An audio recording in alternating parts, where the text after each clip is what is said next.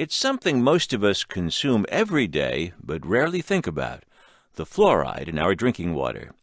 The Department of Health and Human Services now says the maximum amount of fluoride in water supplies should be cut almost in half. It is the first change in that recommendation since 1962. NPR's Rob Stein has the story. Water fluoridation is one of the big boogeymen of modern life. Take this clip from the Cold War classic movie Dr. Strangelove.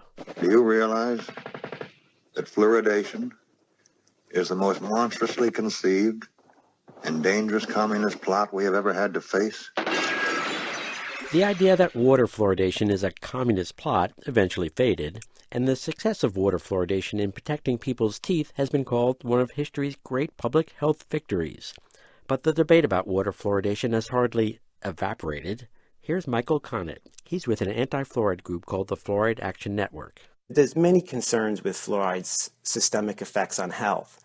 And in our view, it's high time for the United States to start following the approach taken by most of the Western world and stop fluoridating its water.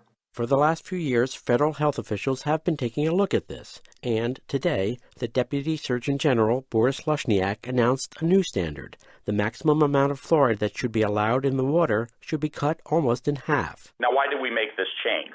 Well, not really because of most of the stuff critics like Connett are worried about. The change is recommended because now Americans have access to more sources of fluoride, such as toothpaste and mouth rinses, than they did when water fluoridation was first introduced in the United States.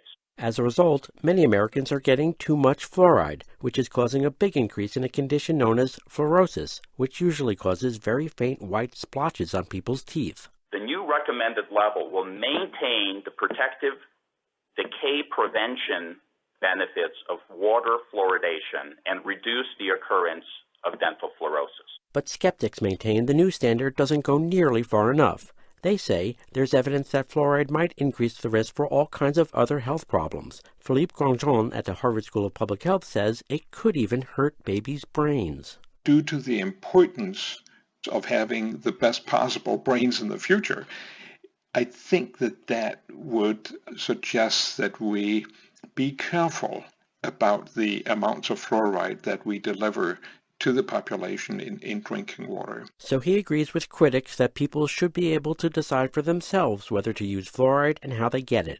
Again, Michael Connett. It makes far more sense for those people who want to use fluoride to brush it on their teeth, spit it out, and that way you apply fluoride to the only tissue in the body that stands to benefit, and you don't expose every other tissue in the body. But federal health officials dismiss concerns that fluoride might cause other health problems. Barbara Gooch is at the Centers for Disease Control and Prevention. The only documented risk of water fluoridation is fluorosis, and it is primarily a cosmetic risk.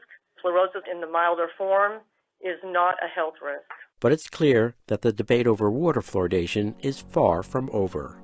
Rob Stein, NPR News.